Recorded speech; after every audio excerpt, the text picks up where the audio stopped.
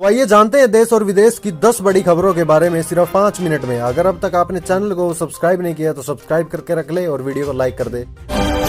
Shri cement से 23,000 करोड़ के दस्तावेज जब्त। डिडक्शन क्लेम के दस्तावेजों पर संदेह के बाद आयकर टीम ने सर्वे किया। श्री सीमेंट ग्रुप पर आयकर विभाग का सर्वे खत्म हो गया है। अब तक हुए सर्वे के दौरान आयकर अधिकारियों को दस्तावेज मिले हैं।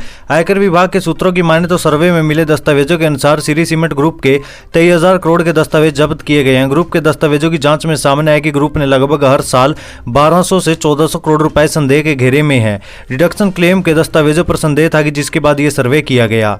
वहीं जांच में सामने आया कि सरपंच, ग्राम पंचायत, स्थानीय निकाय से किए गए फर्जी एग्रीमेंट से केंद्र और राज्य सरकार को भी बड़ा चूना लगाया गया। आयकर विभाग ने फर्जीवाड़े से जुड़े एग्रीमेंट भी जब्त कर लिए। आयकर विभाग से मिली जानकारी के अनुसार ग्रुप के मेंबर से जब इस मामले में पूछताछ की गई तो उन्होंने इस संबंध में जानकारी होने से इनकार कर दिया। वहीं ग्रुप के चेयरमैन HN बांगड़ ने और वाइस चेयरमैन और प्रशांत बांगड़ छापेमारी के बाद से बाहर निकल गए हैं।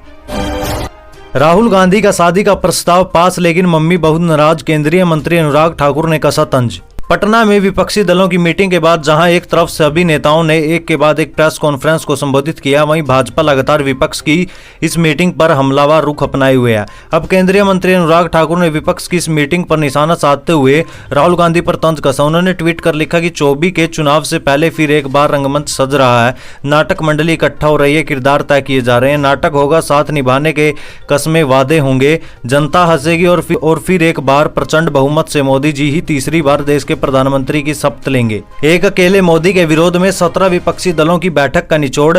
नीतीश कुमार कन्वीनर स्वीकार नहीं। राहुल गांधी की शादी का प्रस्ताव पास, मम्मी बहुत नाराज है।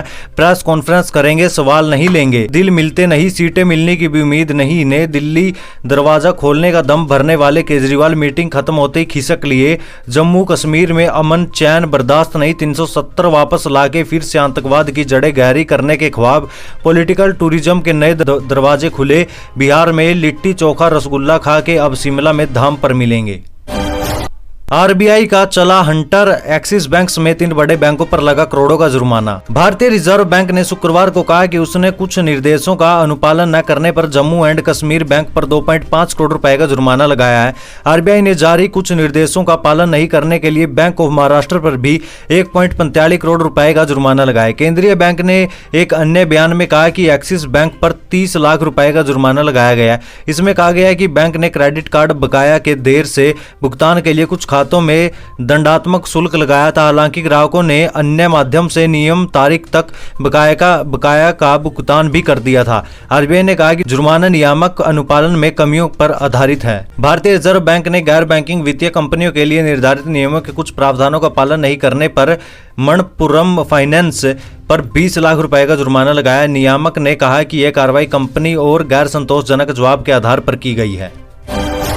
भेड़िए झुंड में शिकार करते हैं, लेकिन वे शेर का शिकार नहीं कर सकते। विपक्षी दलों की मीटिंग पर स्मृति ईरानी का तंज। केंद्रीय मंत्री और बीजेपी नेता स्मृति ईरानी ने पटना में आयोजित विपक्षी दलों की बैठक पर तंज कसते हुए कहा कि भेड़िए झुंड में शिकार करते हैं, लेकिन उन्हें नहीं पता कि वे शेर का शिकार नहीं कर सकते। ईरानी ने आरोप लगाया कि विपक्षी दलों का टारगेट PM मोदी नहीं बल्कि देश की जनता और सरकारी खजाना था। मोदी सरकार ने के 9 साल पूरा होने पर इंदौर में आयोजित एक सार्वजनिक सभा को संबोधित करते हुए केंद्रीय मंत्री ने कहा कि जैसे ही मैं इंदौर आई, मीडिया ने मुझसे पूछना कि कल पटना में विपक्षी दलों की मीटिंग पर मेरी क्या प्रतिक्रिया है।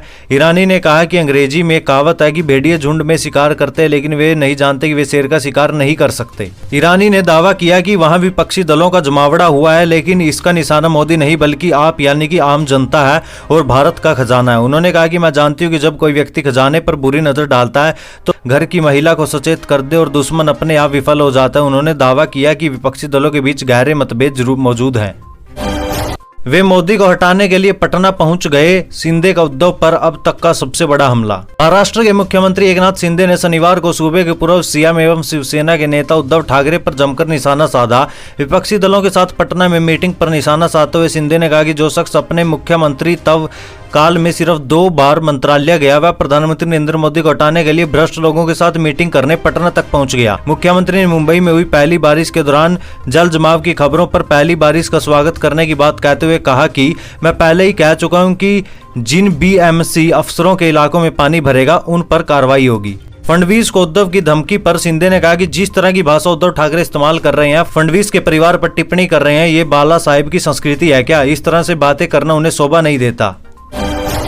बिहार में एक और निर्माणाधीन पुल गिरा, तेजस्वी यादव ने केंद्र पर फोड़ा ठिकरा। बिहार के खगड़िया जिले में गंगा पर निर्माणाधीन पुल ढहने के बमुश्किल 3 हफ्ते बाद एक ऐसा ही मामला किशनगंज जिले से सामने आया।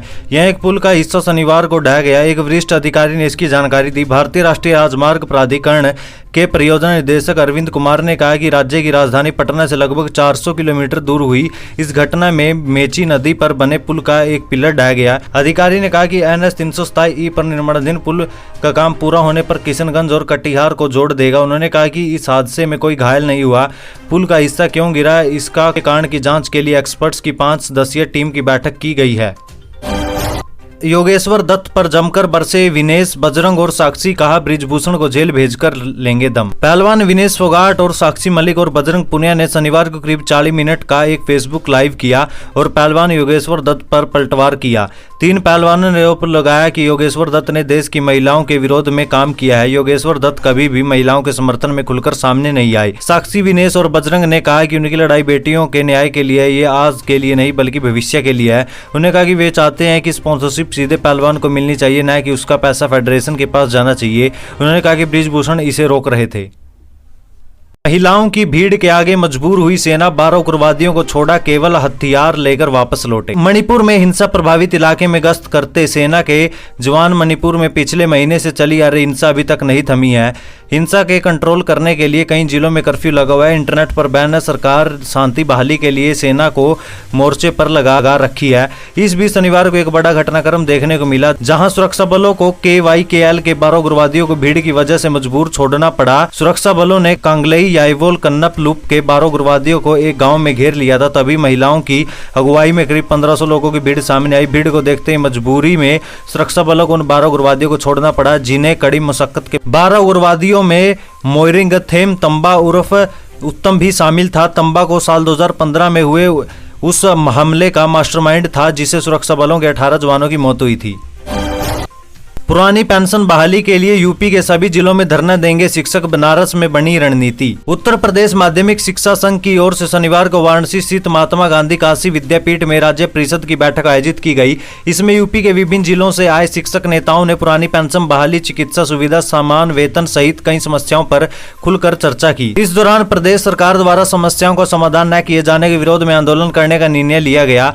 गांधी अध्ययन पीठ सभासागर में आयोजित बैठक में बरेली, लखनऊ, गाजीपुर, गोरखपुर सहित कई जिलों के शिक्षक नेता शामिल थे। बतौर मुख्य अतिथि संगठन के प्रदेश अध्यक्ष पूर्व शिक्षा विधायक सुरेश तिवारी ने कहा कि आंदोलन की शुरुआत में सभी जिलों में 15 जुलाई को धरना दिया जाएगा। मंडल और जिला मुख्यालय पर 9 अगस्त को पुरानी पेंशन बहाली के लिए मशाल जुलूस निकाला जाएगा। कहा कि अब समय आ गया है कि शिक्षकों को अपने हक के लिए एकजुट होकर लड़ाई लड़नी होगी।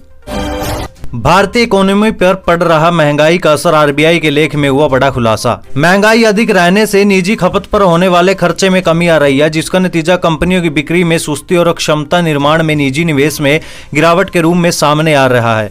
रिजर्व बैंक के एक लेख में यह आंकलन पेश किया गया कि भारतीय रिजर्व बैंक के लेटेस्ट बुलेटिन में प्रकाशित एक लेख के मुताबिक महंगाई को कम करने की जरूरत है कि उपभोक्ता खर्चे में वृद्धि करने के साथ कंपनियों के रेवेन्यू और प्रॉफिटेबिलिटी को भी बढ़ाया जा सके। केंद्रीय बैंक के deputy governor Michael Devvrat Patra की अगुवाई वाली टीम के लिखे इस लेख में महंगाई का खपत पर पड़ रहे असर और उसके दुष्प्रभावों का परीक्षण किया गया है। हालांकि आरबीआई का कहना है कि लेख में व्यक्त विचार लेखकों के निजी विचार है। रिजर्व बैंक की तमाम कोशिशों के बावजूद खुदरा महंगाई वित्त वर्ष 2023-24 में 5% से अधिक रही। हालांकि मई में घटकर 2 साल के निचले स्तर 4.25% पर आ गई।